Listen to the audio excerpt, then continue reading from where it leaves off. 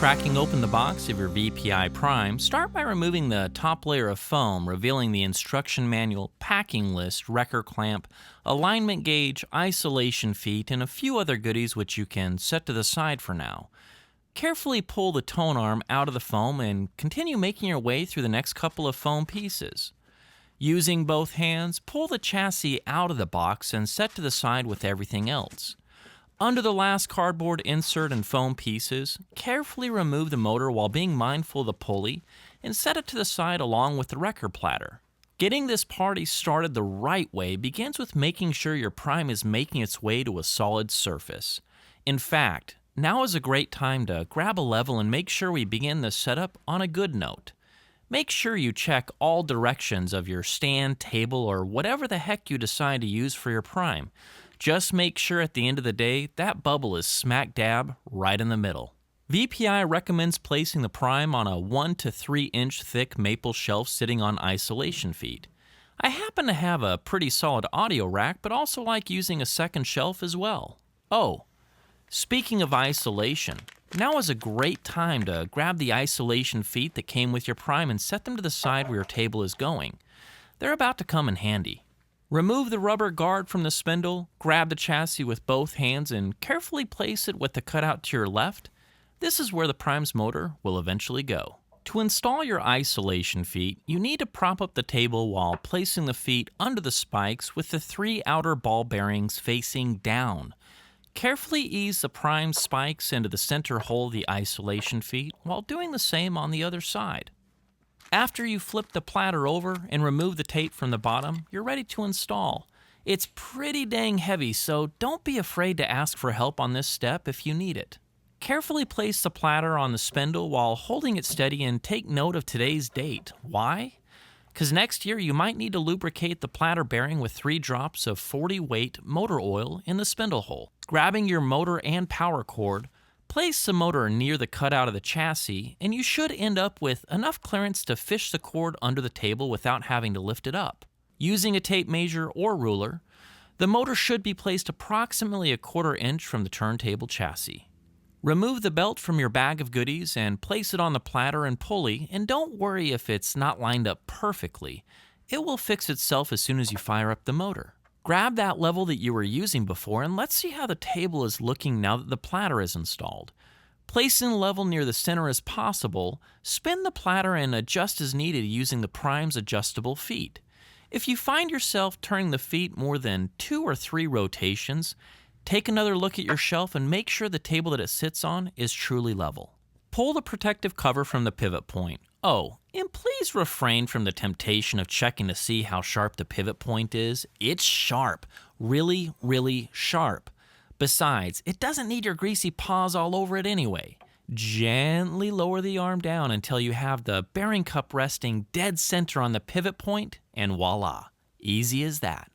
Swing the arm guard back into the lock position, and folks, your arm is now protected. Rawr! Now that your tone arm is secure, connect the 3D arm LEMO connector to the junction box with the red dots matching, and feel free to plug in your favorite set of shielded interconnect cables. Folks, we're almost ready to rock and roll. Now that you completely dominated setting up your table, let's get your cartridge installed. VPI provided an Ortophone 2M Black for the setup video, and I'll be using the supplied screws from the manufacturer.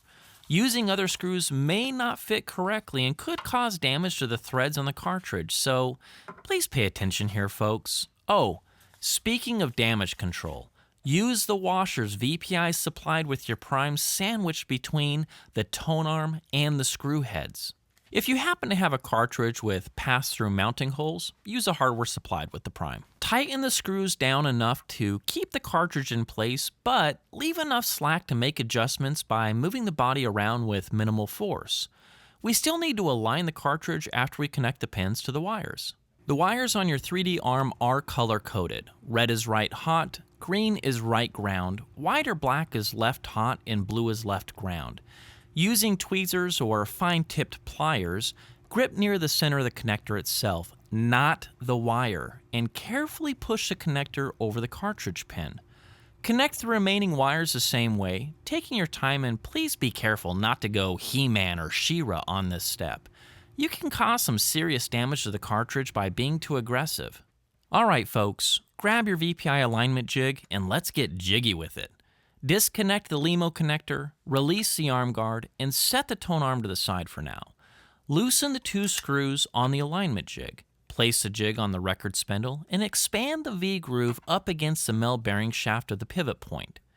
Once the jig is in place and snug, tighten the screws back down on the jig and place the tone arm back on the uni pivot point and engage the arm guard while reconnecting the LEMO connector.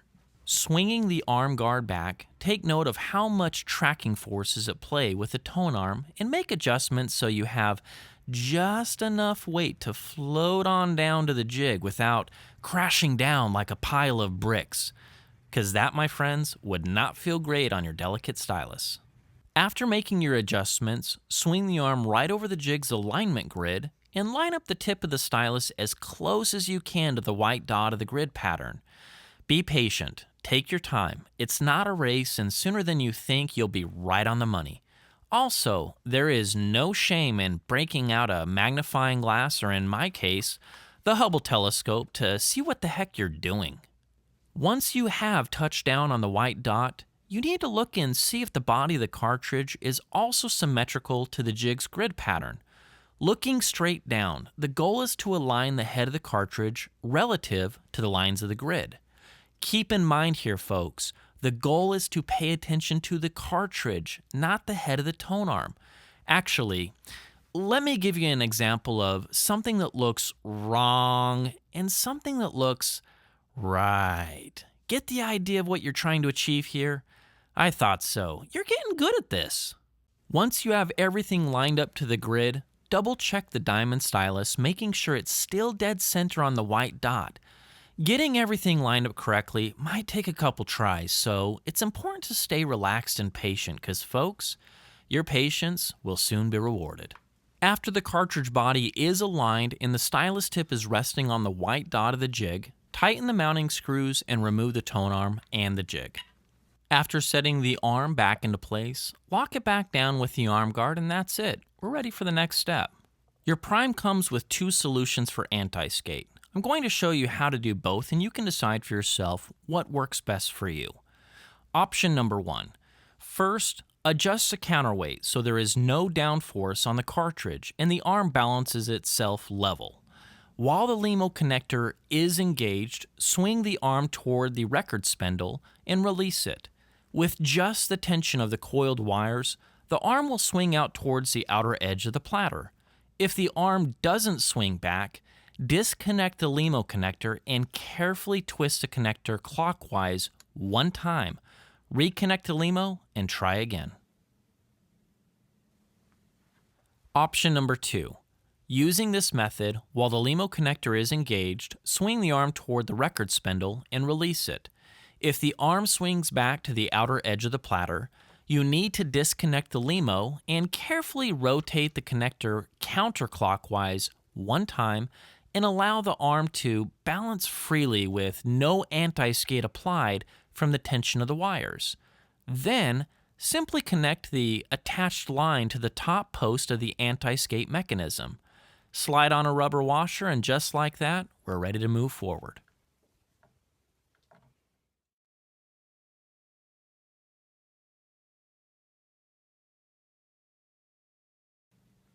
Before you adjust VTA, you will need to adjust the counterweight again so the arm floats down gently on the surface of the scale. Take your time and be mindful of the stylus. All you need is just enough weight to touch down and hold still. Nothing more than that. Loosen the 2 set screws on the base of the tone arm and lower the arm using the lever so the needle is touching the stylus scale's gauge. Turn the adjustment wheel on the top while looking to make the tone arm parallel to the platter while resting on the scale. When the tone arm is at the desired height, tighten the set screws on the base. Oh, by the way, folks, if you do not raise the arm when doing this, you will be between 0.2 and 0.4 grams light when you're on the record. So let's make sure we get this right. It is important. With the arm raised, press the on button of the digital gauge, select grams, wait for the display to read 0, and lower the arm on the scale's surface. At this point, if you have followed all the directions in this video, the chances are the tracking force will be low and you need to move the counterweight on the back of the arm forward or towards you with the arm in its rest. To do this, simply loosen the counterweight thumb screw and move the weight forward as shown. After dialing in the correct amount of tracking force for your cartridge, tighten the counterweight thumb screw and let's move on. Oh, a quick tip from VPI. They do recommend always going to the high side of the recommended tracking force from the manufacturer, so keep this in mind before we move on to the next step.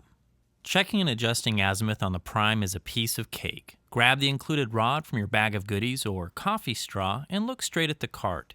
You can get an idea if adjustments need to be made. Using the thumb screw on the counterweight, rotate the weight around the shaft until the head shell is parallel to the record. Keep in mind you might need to double check your tracking force after making these adjustments. If you don't want to mess with the counterweight method, you can also fine-tune azimuth by using the adjustable side weights as shown. Those VPI guys, they are so clever. After making all the adjustments and you're happy with how things look and sound, give yourself a high five or pat on the back. Why? Because you're ready to play some records, and you thought this was going to be complicated. Now that you completely dominated setting up your Prime, let's play some records. Double check to make sure all the adjustable screws on the tonearm and base are nice and snug. Slide the included rubber washer on the record spindle, toss on a record, and grab the record clamp. Tighten it down without being a knucklehead and cross-threading the clamp, because that would not be fun for anyone. Speaking of knuckleheads, never do this while the motor is turned on and the platter is spinning, but you knew that, right? Lower the lever to the downward position without feeling a need to stop as the arm goes down, and guess what? You are playing your first record on your brand new Prime. And now that we're up and running playing standard 33s, how do you go about playing a 45? Glad you asked, because it couldn't get any easier. Simply move the belt from one pulley groove to the other, and presto, easy as that. You know, playing a record is as peaceful as lighting a campfire. Setting up your turntable is not the part where you're lost in the woods, 25 miles away from base camp, fall down a cliff, break both your legs, get mauled by a bear, end up in a coma, and 6 months later, waking up to Aunt Linda's bad breath and a get well card with choo-choo trains on it. No, using VPI's common sense methods, you're going to be spinning wax in no time. If you do happen to have any other questions, you can jump onto vpiindustries.com, click on the link for forums, and many other people, myself included, would be happy to answer any other questions that you might have. Until then, enjoy your new turntable and enjoy your records.